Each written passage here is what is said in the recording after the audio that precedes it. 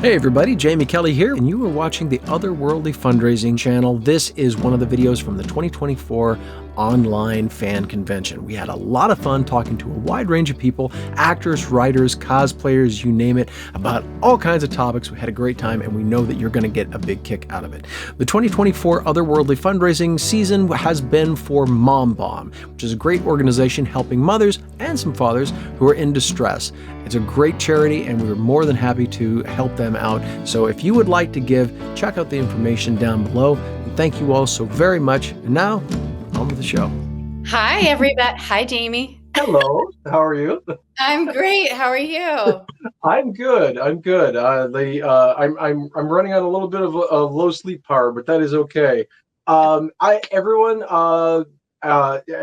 This is Amy Smart. You've done so many awesome things. I was going through, and it's just really cool to see all that. And the thing I remember, my wife and I binged Scrubs. Oh, like crazy back in the day, and so I definitely want to talk to you about that.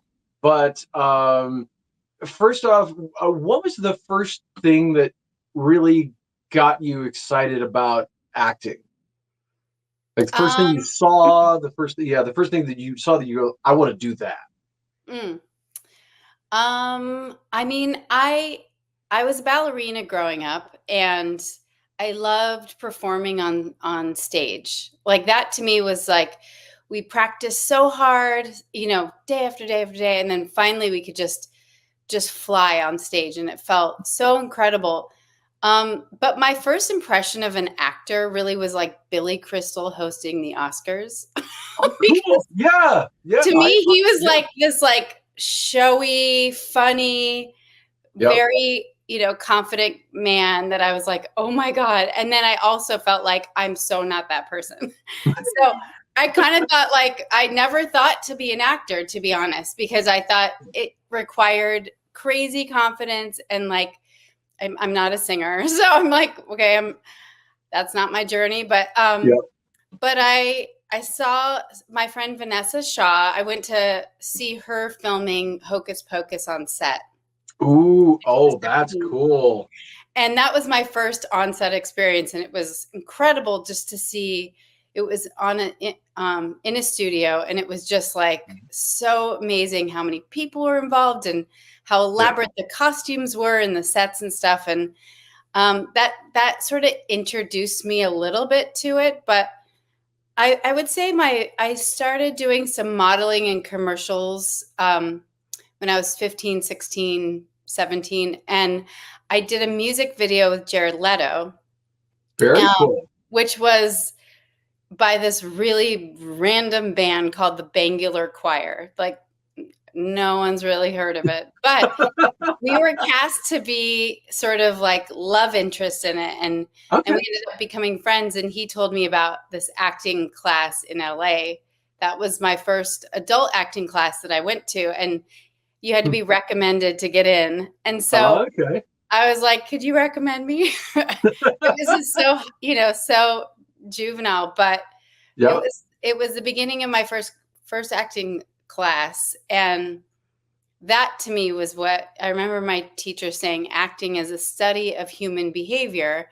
And I thought, okay, I could do that for a long time. Mm-hmm. That's really cool. And Billy Crystal actually makes a whole lot of sense, especially since you got, started as a ballerina. And so you're used to performing on stage, and Billy Crystal is sort of that blend in between the two, right? Where he sits kind of like Hugh Jackman. And there's a lot of folks like that. They just kind of sit in both worlds nicely. They know how to kind of thread the needle a little bit. Right. And so it's just like the nice hook to kind of pull in the direction, which is awesome. That's cool. Okay, so wow, so you got to see some of Hocus Pocus being filmed. Do you remember what scenes? I know they were like going through the woods, and the three younger characters. Okay, yeah. And it felt like there was maybe the little zombies that were there, and the whole woods was inside a stage. So it was like, all sort of fake-ish trees and mists, and it was really so cool and elaborate. And there was like the house, I think it was like the witch house was in there. Yep. And they had to be like sort of running through and, getting lost or whatever. And so it was just so cool. But it's really fun because Vanessa Shaw is still a very close friend. We grew up since we were like 6 together. That's cool. And she still, goes to conventions and gets recognized for her role in it. And it has such a legacy, which is so cool that she was part of that. Yeah. Oh yeah. And what I love is on sets, what I love is how real and not real everything looks. Yes. And then when you see it on screen, it just looks real. But like when it has this sort of like, it's not uncanny valley because it's not unsettling in any way, but it's just sort of, it is surreal to see. Yeah. So like, I love set pieces and all that. I love making stuff and building things like that. And but that's true. It's true. They do recreate things that look fairly real, but then in person you're like, man, no, that's not a real tree. Right? Yeah. Or it's just like, fake snow, all the fake things. Oh yeah. Well, and that's I'll use that as a segue. I'll come back to the other stuff in a minute, but having done a few Christmas movies. Yes. So how much fake snow do you think you've had dropped on you over the course of? Yeah, they like blanket shrubs and things outside to make it look very Christmassy. Yep. Yeah, it's pretty funny. I mean, when I shot Just Friends, it was up in Regina, Saskatchewan. Very cool. I mean, I don't know who names. I think there was a Princess Regina, but like the name is just so sounds like. Yeah. Well, there's a show. There's a cartoon show called Forget About It. Fugget. And he was part of the mob, and so they basically put him in witness protection. Him and his family, and they put him in Regina, Saskatchewan. Oh. And every episode they make some variation of that joke. Oh my God, I have to see that. You have to. It's so good. It's on Hulu. And that's why like when you mentioned Regina, I'm like, yo, you're kidding, because this show is so good. It went for like three seasons, I think. Oh. And it's phenomenal. It basically take the Flintstones and make them a mafia family. Shut up. Yeah. Really? Yes, it's phenomenal. Is it for kids? No. Oh, okay. No, it's adult animation for sure. Oh, how fun! Oh, it's amazing. Okay. And, if you would like, you'll have to have Kristen. I can, I'll have to look into that. Forget about it. Yeah. I mean, the whole thing is, oh God, it's so funny. And I think the beginning episode, he's driving through town and he hits someone and they say sorry because the whole Canadian joke. It's made by Canadians, just so everybody knows. So it's not like Americans just doing whatever. And so their officer, their witness protection officer, is a Mountie. And it's just the whole thing is just, you have to see it. And they always mention Regina. Okay. Every episode. Yeah, because the first five episodes, I think, he actually says the other, and then his wife corrects him. No, Regina. Forget about it. And then they go into the theme song for the thing. Oh, wow. And now, JB, have you filmed a lot of your Christmas movies in Canada? I filmed a concert in Canada. I've not had a chance to do too many things in the movie realm, but I'm kind of wanting to Oh, I expand thought you that. said you actually filmed, like, did a Christmas movie. Oh, Oh no, no, no. I'm a singer, songwriter, yes, recording artist, that kind of stuff. yes. But For some reason, I was like, "Did you do a Hallmark movie that shot in Canada?" I mean, I would. Okay. I'm down for it. I have yeah, Hallmark would be fun. No, the thing I did for Hallmark, funny enough, was there were greeting cards, and I was the voice of Elvis Presley. Ooh, So yeah, because I got that's how I got my start in music and stuff was Elvis stuff, and so I got to know Elvis Presley Enterprises and yada yada yada. So anyway, that's very cool. Are you friends with his daughter?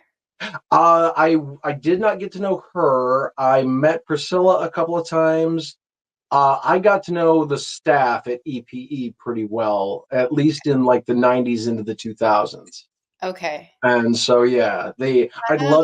I'd love to meet Riley. Riley seems like a wonderful person, and what she seems to be doing with the legacy of everything is Yeah. really cool. The website that's underneath my name here is actually the Elvis YouTube channel that a buddy of mine and I started back in, well, gosh, 2 years ago now.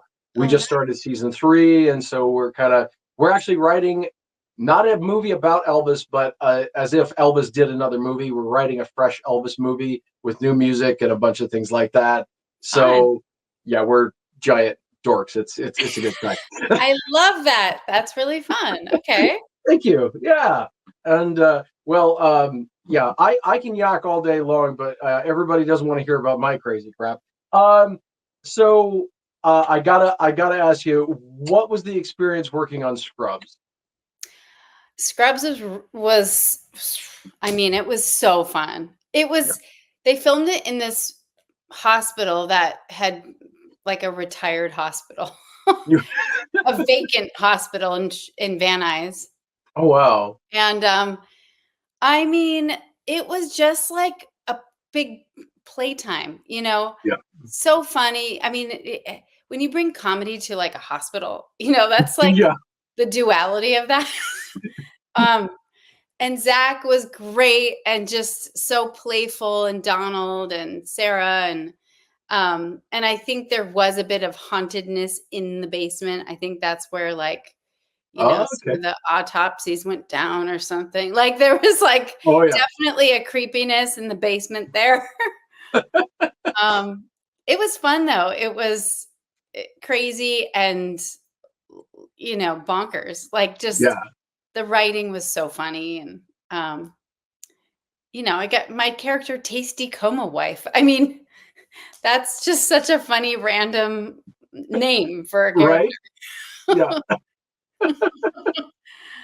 That's awesome. Yes, exactly. And yeah, that energy really comes through in the episodes too, which is really neat. It's like sometimes you hear about, a show that, oh, everybody seems like they're having such a good time. And then you hear like behind the scenes stuff and they're like, oh Right. yeah, we were miserable for the last 4 seasons or whatever.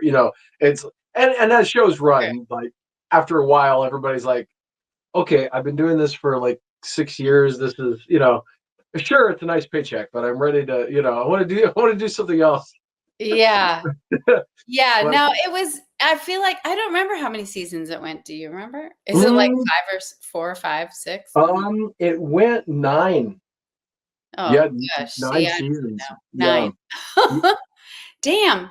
Yeah, that was a really fun show. I remember they had amazing craft catering. Like, Oh, oh cool. my god, that was back when they spent money and they cared about it. Now it's just kind of like, okay, Right. here's some. Um, Oh yeah, Kristen asks, Amy, have you flown any helicopters into swimming pools lately? I try to avoid the swimming pools when I can. I don't like to make such a mess. Right? um, have I? I don't think I have been in a helicopter since Rat Race. That's weird. But I did get to train for it, which was amazing. That's cool. Yeah, I trained on one of those firefighting helicopters where they put water in. It was just like a big helicopter. Oh, wow. So we got to go up and go around. I mean, helicopters are fascinating because the movement is so slight in the controls. It's like Right. these foot levers and like hand things, but it's so slight, and it's like slight to make a huge monster helicopter be like, whoa. So Right. you kind of have to it's so delicate. But I loved playing that helicopter pilot. It was so fun, and when you're shooting a film, you shoot the take, they call cut, you reset, and you go back to where you started, first position, and Right. then action, you do it again. And the funny part was, so we'd do the whole take in the helicopter, and then they'd be like, okay, cut. And we'd fly around and we just sit in the air and do these big figure eights in the Yep. helicopter just to like hold off to like come in for the dive in. Yeah. And it was just like, it was crazy. That was the most I've ever screamed in my life. And the next 2 weeks after, I couldn't speak. I was like, Oh, no. how are you? It was Oh, my really gosh. fun. That's cool. Do you remember how many takes it took for that to? Oh my gosh. Well, because they do like different angles. So, Right. it's like reset and then we're going to shoot it from this angle. And, Yeah. so I don't know. I don't remember. It was a full big day. Yeah. I You can know, imagine. yeah. Yeah. I think on the next one, just say, okay, we're going to get the scream and take one. And then after that, I'm going to open my mouth and you're going to dub from that I know. I know. just to save your throat. My God, I can't even imagine. Well, funny enough, I mean, I love voices and different things and stuff like that. And it's amazing how little it takes to kill your throat Oh, for like I I was in a Donatello costume for for a few hours and doing a Corey Feldman impression because he was the voice of Donatello in the first film. mm. Yeah, the next for like 3 days, I yeah, it You was just did? kind of stuck. It was just kind of stuck like that, and that's kind of how it went. Oh, Uh, wow. and, I know okay, you must have a mastery over your voice and your vocal cords and it's funny. Sounds to me are like textures, yeah. and textures have emotions to them, and Mm, so they carry different things with them. Like Elvis is very different from like Edward Cullen, and I've done Edward in a few things, and then of course Captain Jack Sparrow and all this kind of thing, and just so there's difference, and they all have they all have their own emotions, which is fun. yeah, So that was really good. thank you. Yeah, and oh god, yeah, voices are well. And funny enough, at 5 o'clock this morning, I did a birthday message. Somebody had messaged me, so I got myself into covered up my own makeup with Edward Cullen makeup, put the contacts in. I have screen worn stuff from the Twilight Saga. All of Robert Pattinson's stuff fits me like it was made for me. Whoa. And yeah, yeah, that's a bit of a left turn. Okay. And I only know I'm a 12 in Adidas because I bought Rob's shoes from the first film. And How much was that?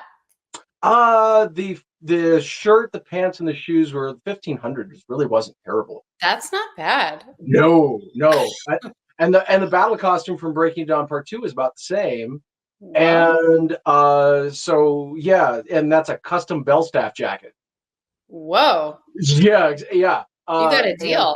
yeah, not as good as my wife did. She got Carlisle's wedding tux, Peter Facinelli's wedding tux from the fourth film for like $400. That's a Whoa. Brioni. That's a Brioni custom suit, probably $35,000 suit. Yeah. Yeah, Damn. I bet I Peter's know, like, I should have took it home. right? Well, funny enough, I did a reenactment of the wedding in 2021. We went to Forks, and I played Edward, but Carlisle's tux looks enough like Edward's that I actually wore Carlisle's screen used tux as to play Edward in the Oh, in the wow. reenactment. Wow. So Jamie, you're so interesting. thank you. I- I'm into everything. It is it's so much fun. Well, you'll have to. I'll give Kristen. Well, Kristen has my Facebook and all that kind of stuff. Okay. After you watch Forget About It, I would love for you to send me a message and tell me what you think, because Okay. Okay. As a massive Elvis fan, Yes. I've been an Elvis fan since born in 1980. So since I was since I was born. Massive Elvis fan. So I have to ask, did you have a chance to meet Anne Margaret in Seduced by Madness? Oh, interesting. My goodness, that was one of my first jobs. Yeah, I think I did meet her for like a hot second. right. I was still like, what am I doing? I don't even know if I was just like so fish out of water, still learning. It was Yeah. like an after school special, which I feel like they don't make them anymore. Yeah, not like that. Yeah, No. it was two episodes. Yeah, this was 1996. Seduced by Madness, the Diane Borchardt story. Yes. Wow, you climbed in there. I did not. Well, not that much. I looked up on Google just to kind of get a refresh, and I was like, wait, Anne Margaret? What? I have to ask about Anne Margaret. So Oh, yeah, yeah. I wish I could give you some amazing story. I mean, honestly, like I didn't even at that moment didn't even know who she was, right. because Oh I yeah, was well, because a little kid. Yeah, of course. Yeah. I was just like, okay, I'll just play this character. Right. I wish my younger self could go back, or my older self could go back to my younger self and appreciate things a little bit more when they were happening. Because, Yeah. I wasn't totally in the know of things, and clearly at that moment I was like, just try not to be too nervous and just say your Yeah. lines and hit your mark. Well, it's funny because that was actually funny you bring that up, because that was one of the questions. Is I do the same thing with the Elvis channel. We talk about all of the folks that I've had a chance to work with in singing and performing. Like a lot of the folks that work with Elvis, I've been able to work with either on albums or live in concert or all that kind of stuff. And you don't think about those moments being pieces of history until those people are gone, Right. and you see other folks coming up to you saying, wow, well, like what I just did. Wow, you got to work. Well, I mean, Anne Margaret's still alive, but you get to work with you got to work with these people. What was that like? and and you're like, I'd like to do it again, because there's so many things I do differently, I and know. just so many different opportunities. I was like, wow, I wish I knew now, like music production and all of this kind of stuff, that I wish I knew then what I know now, because Sure. there's so many things that you want to kind of do. Yeah. What would be, if you could go back to you just starting out, Okay. what advice would you, what piece of advice, or what would you kind of say to yourself? Is there anything that you would say to yourself about either about any aspect of it, the journey, or Mm. yeah. Oh, that's always such an interesting question, because like I feel like when you're young, you're really naive about things. Yeah. You're young and dumb. Kind of like a Yes. little bit like, I'm just going to try it and do this. And, Yeah. you don't have as much to lose, and you don't sort of realize consequences as much. And, Yeah. I mean, for my whole journey, I got into acting, and I was in classes and doing scene study work and practicing with my my scene partners, and learning about plays and the history of acting and all the different teachers. Um, and then, acting class and working on set are night and day. Yeah. There's no similarities to it. So you could go as many times like on stage and act and do a scene and feel the things, and, have these epiphanies. And then you get on set and you're like, huh? Yeah. This is not like at all like my class. there's that moment of just like, whoa, this is a Yeah. huge, there's so many people involved in making any kind of TV show or film. Yeah. And then like acting in front of the camera and hitting your mark and being your off-screen, person in a scene, standing right next to camera, but like making sure you don't look at camera. Right. There's so many like funny technicalities that you learn working. So I think I don't honestly know if there is, just like maybe just trust the process, Yeah. because you sort of need to go through all the things to make yourself more experienced. Yeah. So you kind of have to just like go with it and learn, and maybe just feel okay about where you're at, Yeah. not super insecure, like, oh my God, what am I doing? Yes. Yeah. That's kind of like, I think that's the biggest thing is, like, you were saying about the consequences don't hit quite as hard when you're younger. And Yeah. I think because everybody knows you're younger, so they kind of like, well, they're young. That's fine. Don't worry about it. It's fine. And so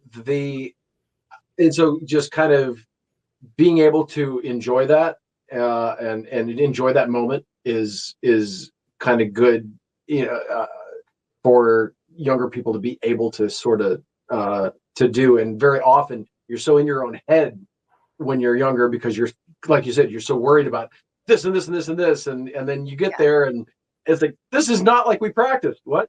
And and it's just a whole other thing. But so yeah, that's really cool. Kristen, can you put that? Thank you.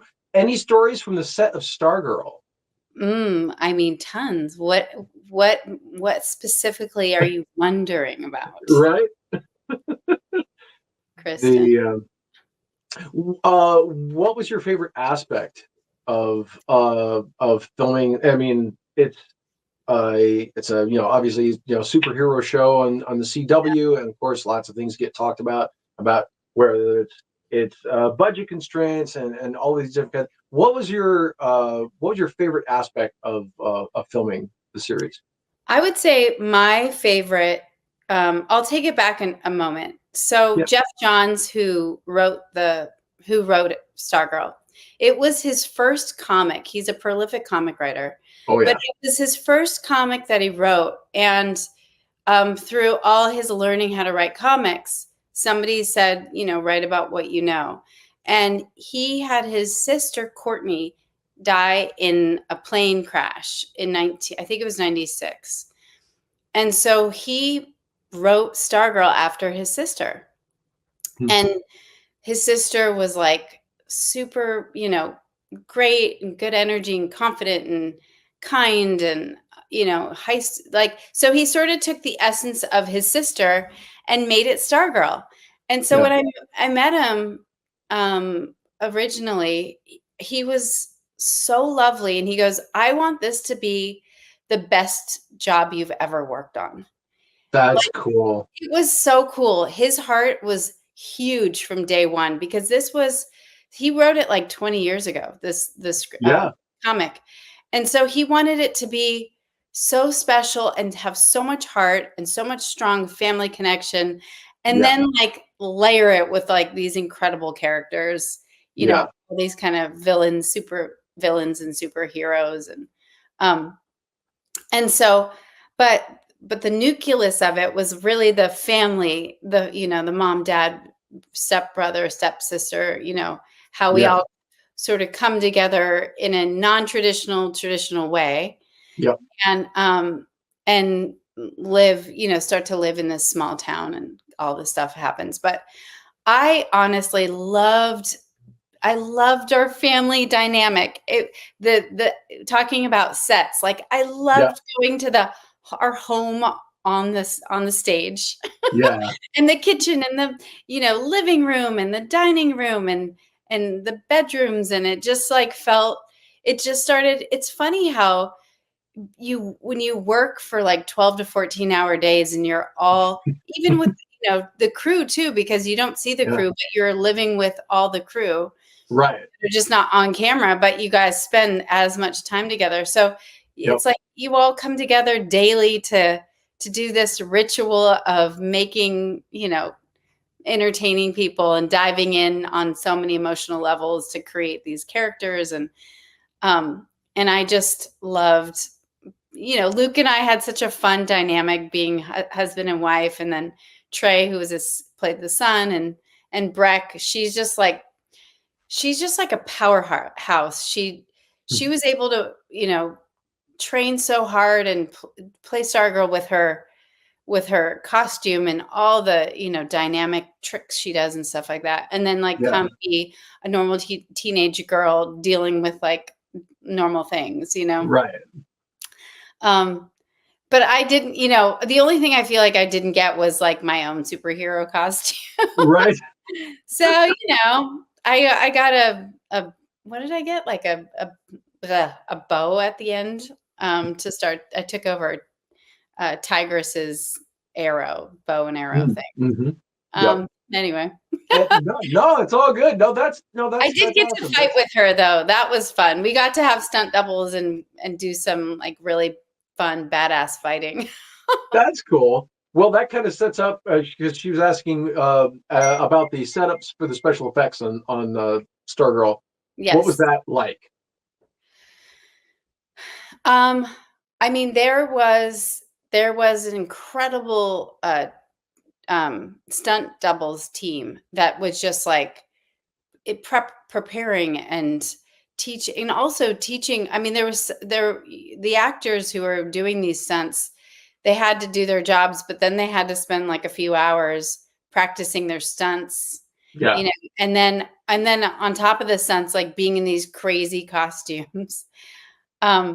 So for me, I honestly, that wasn't my character. She was just like a bit oblivious and sort of down to earth to what was going on. So sure. I didn't have as many fun stunts. See. Yeah. What are the top 3 films that you've been in? Top 3 of your personal favorites. Yeah. I definitely have to say Just Friends was one of them because we were in Regina. And, when in Regina, you have a great time. No, Right.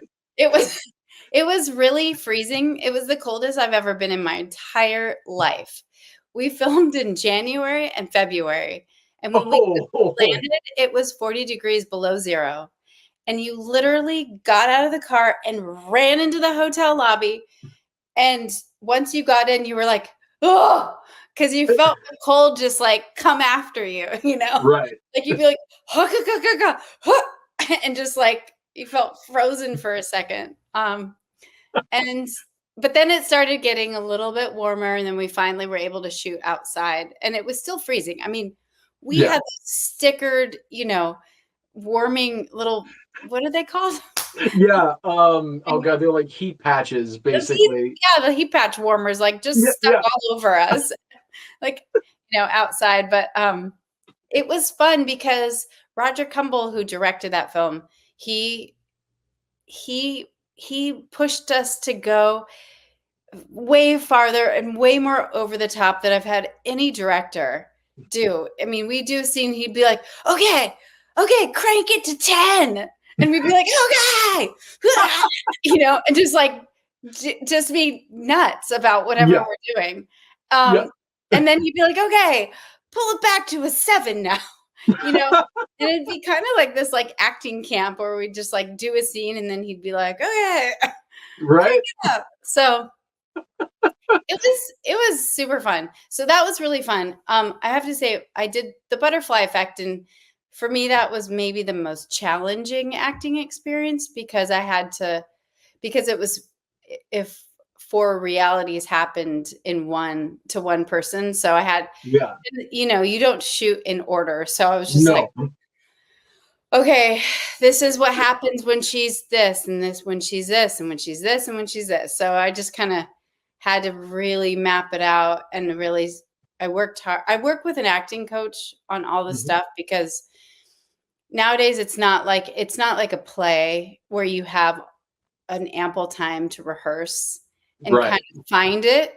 Yeah. You know, you get there and you're like, okay, we're shooting it. We have no rehearsal time. So I work with a coach so we can sort of like go over it and kind of have a, it just helps Yeah. in general. That's cool. So that was fun. Yeah. And then what my last one, I mean, maybe Rat Race, because that was like the comedians that I looked up to so many of these people. I mean, Whoopi Goldberg, I love her so much. And Yeah. for her to be in that movie, I was like, I got to bring my A game. These people, you got John Lovitz and Kathy Najimy and all these Yeah. characters. I'm just like, shoot, man, I don't want to follow the wayside. Right. Yeah. Yeah. Anyway, so that was like we filmed all over on that film, like 4 different locations. Like we were in Calgary, and then we were in Nevada, and then we were in outside of California, like in LA. Anyway, it was fun. That's cool. That's Yeah. really cool. And WG said, that's my favorite thing I've seen you in. Butterfly Effect. You were amazing nailing all the different timelines. Yeah. Oh, thank you.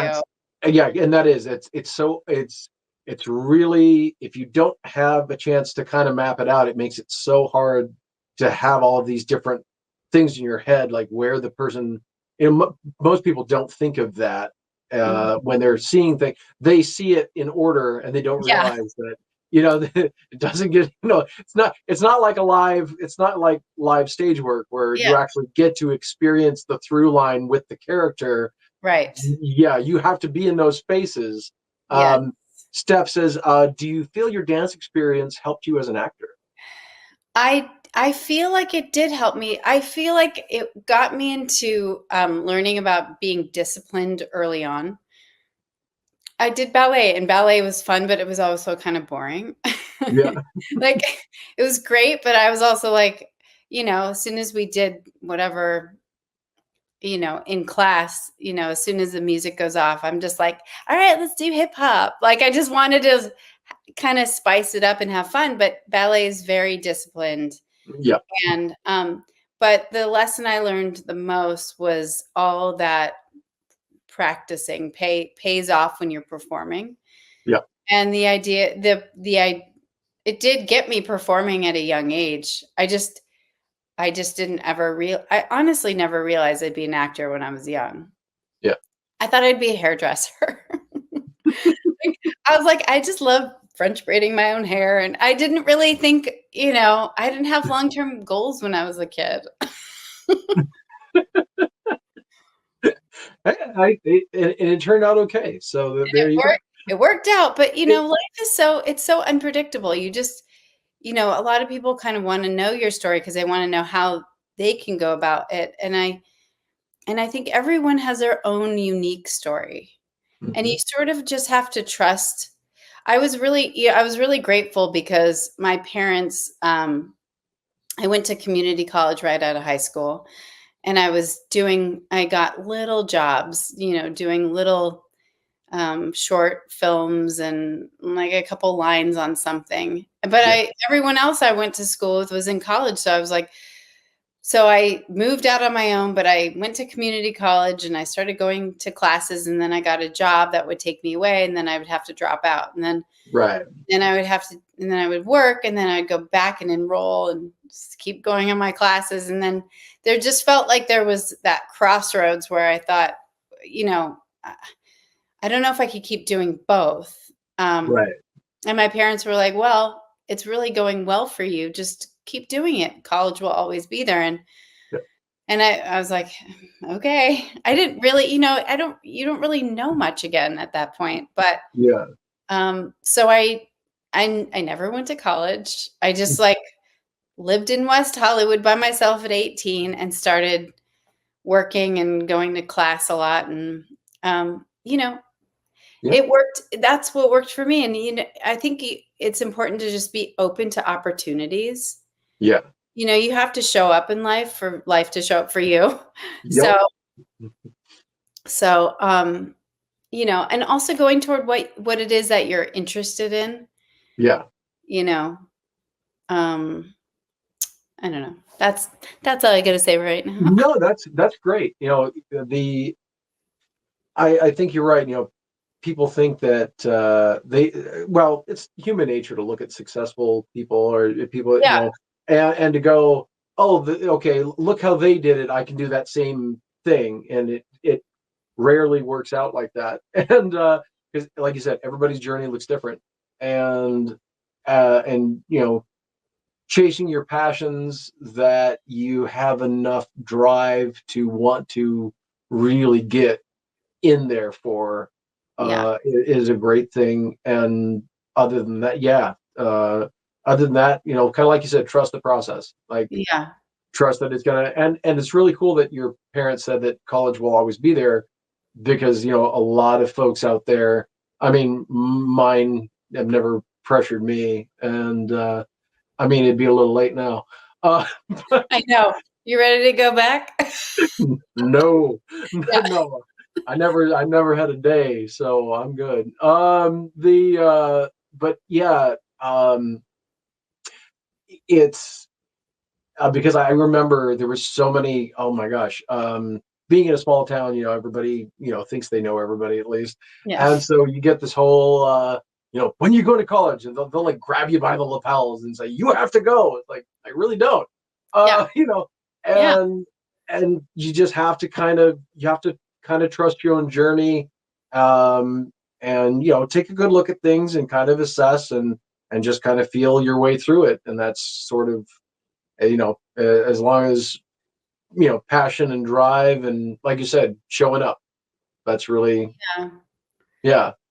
I also So think, for me, I also was really into uh, doing things for the environment yeah. when I was a teenager. So right out of school, like out of high school, I started volunteering with Heal the Bay, which is a local nonprofit in LA.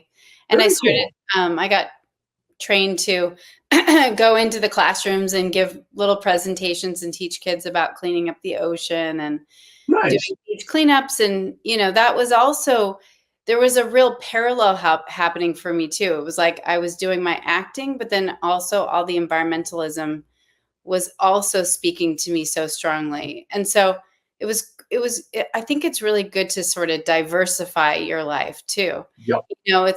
It's nice to have the balance of like finding different things that interest you or different hobbies, Yeah. um, just to have like, just to go toward what it is that you feel excited about. Totally. Okay, so I'll have to do this one in as a. So how often did you crack up while working with Ryan Reynolds? Just wondering about that. Well, I mean, Ryan, he's obviously, we all know Ryan Yep.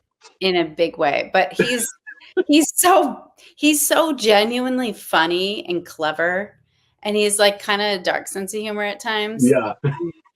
But he just has the comedy down. He just has the instincts, the reactions, the understanding of how comedy works. And yes, there's probably so many outtakes with Ryan that we had. I mean, it's funny when you do comedy, because I remember I learned a big lesson in one of my acting classes where I was doing this comedic scene with this other girl, and the other girl was so funny.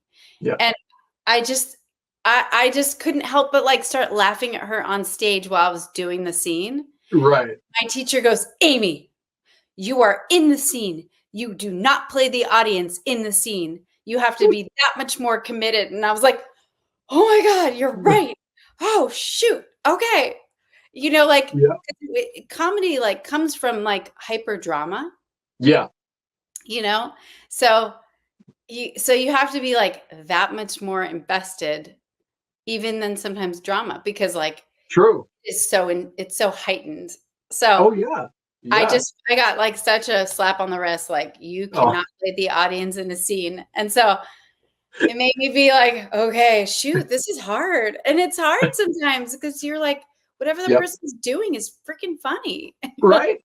Oh my Yeah. God, focus, bite your tongue. Right. Oh, well, and the thing is whenever something is heightened in almost any direction, it is human nature for the mind and the body to, don't think about this line by itself for more than 5 seconds, but it's for the mind and the body to find release somehow. Right. And then whether that's laughter or just like choking, whatever. And yeah, again, that's another line not to think of. Anyway, so Yeah. but yeah, but so it is so much harder, and it's so ironic that the dramatic roles and things are, or for the longest time, the only thing that award ceremonies or anybody really paid attention to. And Sure. comedy was just like, oh, that's that fun, frivolous stuff. It's like, no, you don't understand. That was clearly decided by people who've never done that. You're right.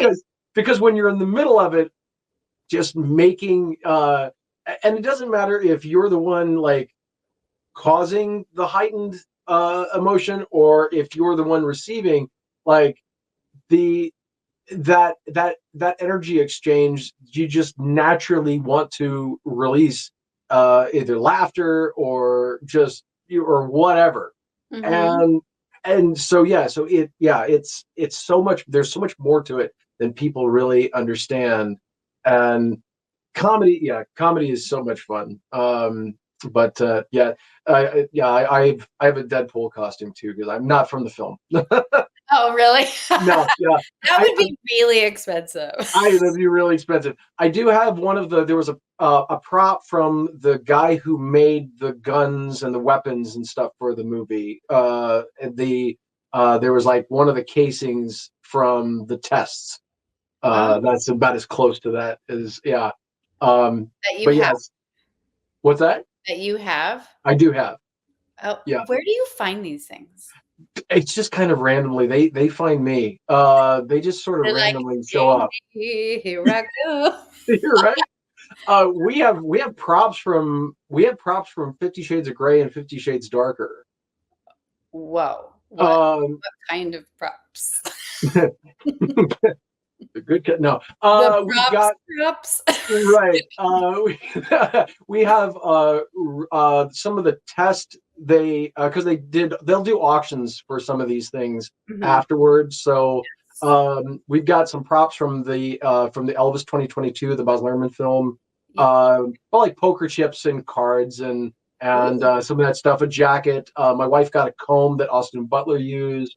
But no, the for 50 Shades of Grey, they have this giant jumble of red rope, and they're testing the different types of knots and things, and different thicknesses of rope to kind of see, I guess, what they want to use for filming. And so when they had it, they have this wrapped bundle of red rope. So we got that, and it's got like, so we've got that, and then I don't know if you've seen all three of the films, but in the second one, there's an auction scene where they hold up like bidding paddles, not the other kind of paddle, bidding paddles, and so we've got that, and it comes with the booklet from the dinner. And the crazy thing is they went to town. The booklet has all of the advertisements, and like it's full. There's every single page, and nobody even picks up a book that I see. And they're just sitting on the table, but there's like 20 pages of a full-on booklet in this auction. It looks like a legitimate auction book. Oh my gosh, that's so cool. Yeah. And the handle is like carved, or it's like, and it's the wildest thing. And and then now we're Facebook friends with the author, E.L. James, and she actually used a song I wrote for the final, like the kickoff party for the final. I wrote a song from Christian's perspective, just because, why not? She used it? What did she use it for? She used it for the kickoff party for her final Freed book. Oh, wow. So, yeah. That That very cool. Yeah, it's fun. But how did we get on? I don't know. Oh, okay. Yeah, we were talking about Deadpool. No, Deadpool is just right. Yeah, yeah. Deadpool is just something I break out at Halloween and other times like that. Oh, that was really good. Thank you. Well, the funny thing is, there was a drunk. I'll do this real quick because, like, again, nobody wants to hear my crazy crap. But there was a guy. The funny thing is watching people's reactions, and I'm sure in certain respects that you've had this with in different scenarios as well. But acting when there's an audience, and just kind of like costumes is very similar in that they are sort of a conversation piece and a psychological experiment. People's reactions and their different reactions is always fascinating. And this one incredibly drunk guy comes up to me and he goes, "Are you Ryan Reynolds?" Well, actually, Ryan Reynolds wishes he was me, so it's kind of one of those kind of, And he said, "Oh, can you say, 'Are you there, God? It's me, Margaret?'" I'm like, "Yeah, sure, yeah, no problem." I'm thinking he's going to get out his phone or something. He's just staring at me, and I say, "Are you going to get out your phone?" "Oh, good idea. Yeah." And so I looked at, so I said, "Okay, are you filming?" Because just making sure, right? And I said, "So I'm going to say to this guy's Facebook followers and Twitter friends that I'm touching myself tonight. And if you're touching yourself tonight, think of me because I'll be thinking of me too. And remember, Ryan Reynolds wishes he was me, and Hugh Jackman is still the best name in adult." And anyway, so I went on like that. That's amazing. Yes. So I'll never forget those lines. They just came out of my brain. I'll never forget those lines for the rest of my life. Okay. So sorry. So that's I guess that one's for me. I love it. Thank you. So do you, is that sounds like it would be perfect for you to have some kind of fully, a costume that fully covers your face that you can really play into your voice and what you create. It's true. And that's the reason why, like with Jack Sparrow, it's like the full makeup, and I've got a fake mustache and beard and all that kind of stuff. And Ryan talking about it being clown work is completely true. Because when you're covered, you can almost try on. I said this yesterday about fandoms and perspectives, but what's fun about acting and what's fun about a lot of this kind of stuff for me is you get to try personalities on like jackets. Like you get to kind of see how they fit, and sometimes something carries with you, sometimes it carries with you and you wish it didn't. But the experiences are so interesting, especially getting to see the reaction in real time. It's a little harder when you're filming it and there's like no reaction, and then you have to wait until 8 months later when it's finally done for somebody to go, "Oh, that's great." I'm like, okay, yeah. You're like, I had that reaction in my head when we filmed it. Right. But that's so as I was going through this, I was noticing so many different types of films. We talked about Christmas, we talked about we talked about comedy, but there's also Seventh Moon and Strangeland, and like such a wide range of different types of films. Is there a certain type that you like the best, and what about each genre? Is there something in the energy of each genre that has different types of attraction for you? I would say these are all really good questions. So I feel like in just drama, it feels the most satisfying because it just feels like it just climbs into the deeper, darker, complex aspects. It feels like you're just like, ugh. It's just like there's something that feels cathartic and important and deep and complex. Comedy to me is the most fun. I mean, it's just fun. There's usually on set, it's like there's a lot of levity. People are just like, okay, now try it this way. And oh my God, that, and people are like behind the cameras, watching the monitor, cracking up, or, it's sort of like comedy is like sort of, in the moment. And then somebody goes, oh, and do this right now and try this line. And so Yeah. it like has like a spontaneity to it. Yeah. Like experimentation kind of stuff. Yeah. Yeah, exactly. See what sticks, see what works and stuff. I mean, I've done horror movies. It's like my least favorite, to be honest. Yeah. Yeah. Yeah.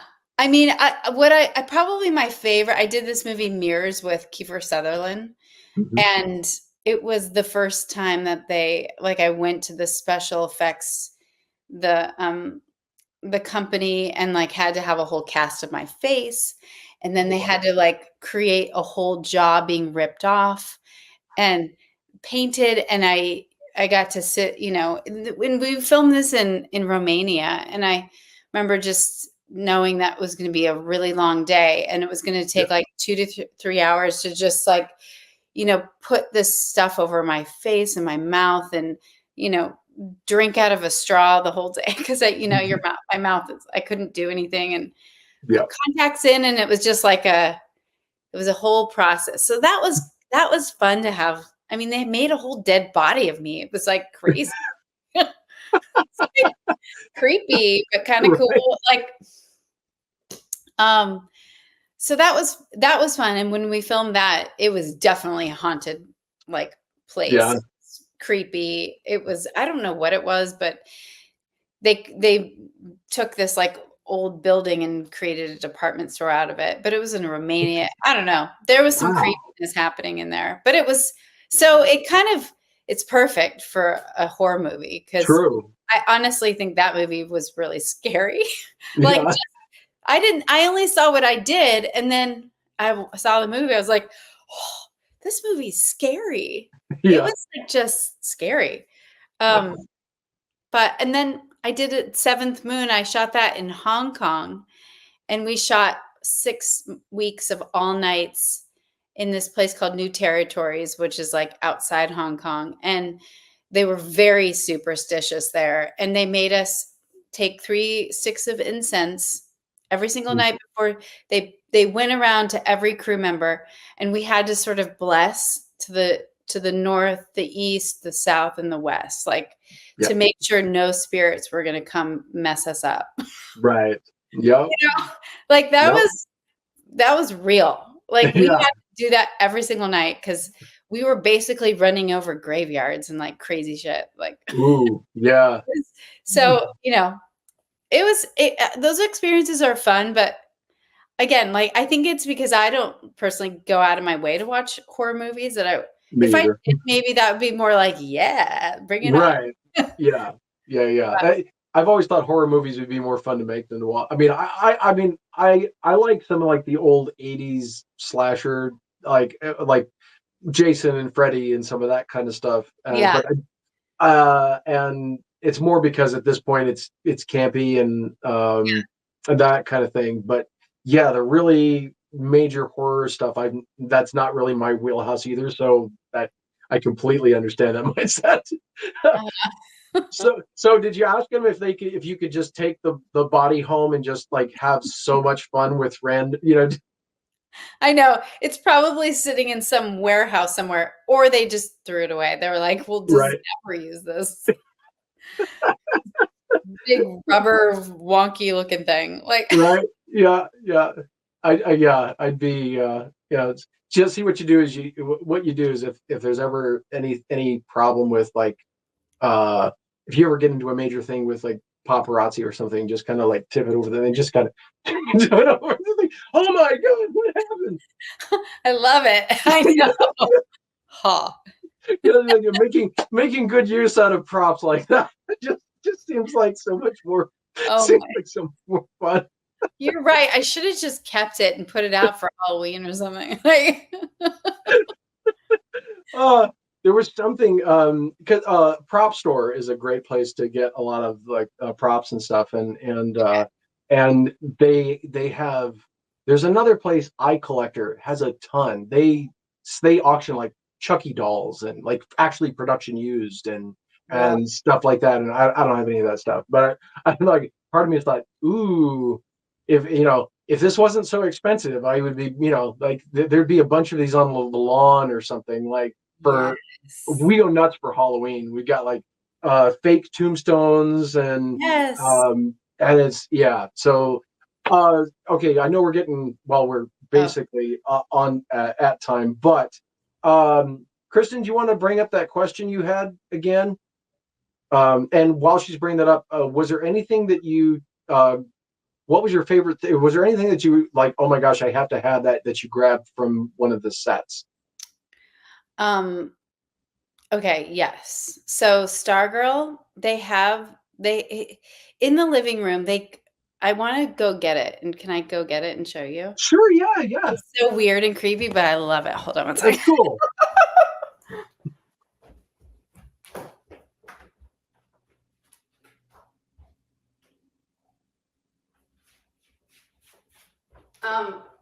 So every day when we were doing Stargirl, we'd go into the dining area, and there was this little salt and pepper shaker that sat on the shelf, and I was like, oh my God, look at that thing. And it was just like weird and Yeah. cool.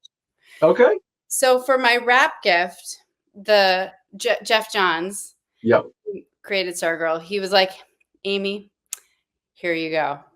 It's this thing.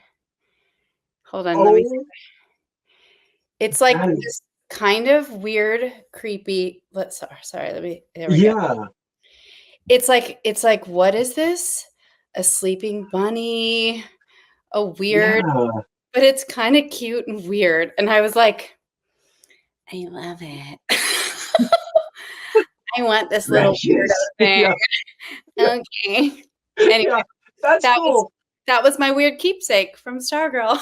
That's awesome. There is a character whose name I'm completely blanking on.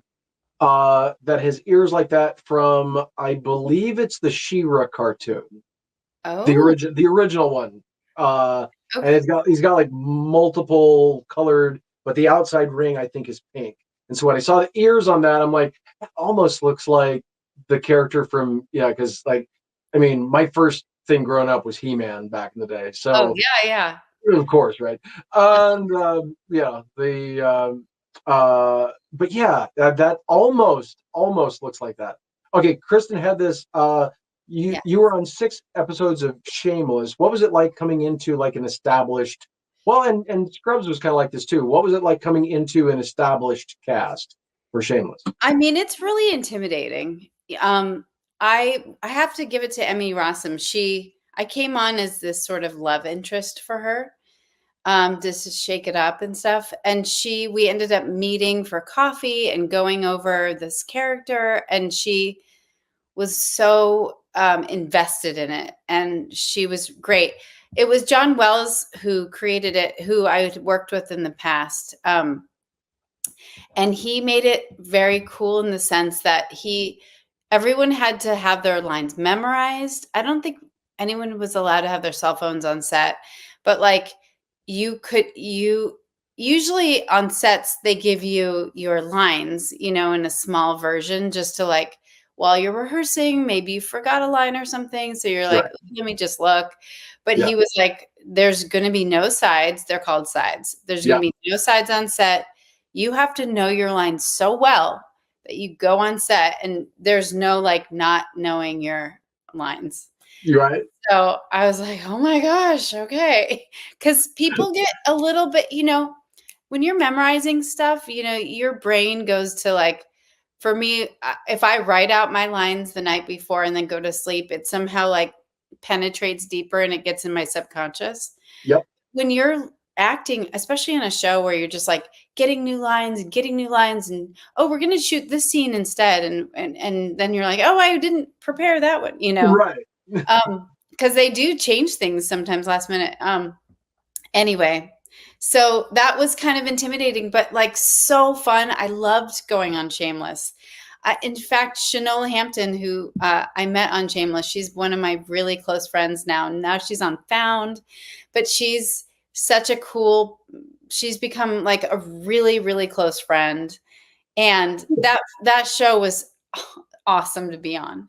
And they all grew up together. I mean, it was just like so cool that they started, all at a certain age. And now, look at them now. It's like so cool. It was really fun. Very cool. And I loved playing Fiona. I loved playing my character. Yeah. She just was just like, I loved playing devious characters. It's just fun. Yeah. I just like it. Oh yeah. I kind of like, what was it? Well, when somebody asked for an autograph for Jack Sparrow, I put nearly sincerely. Oh, really? Yeah.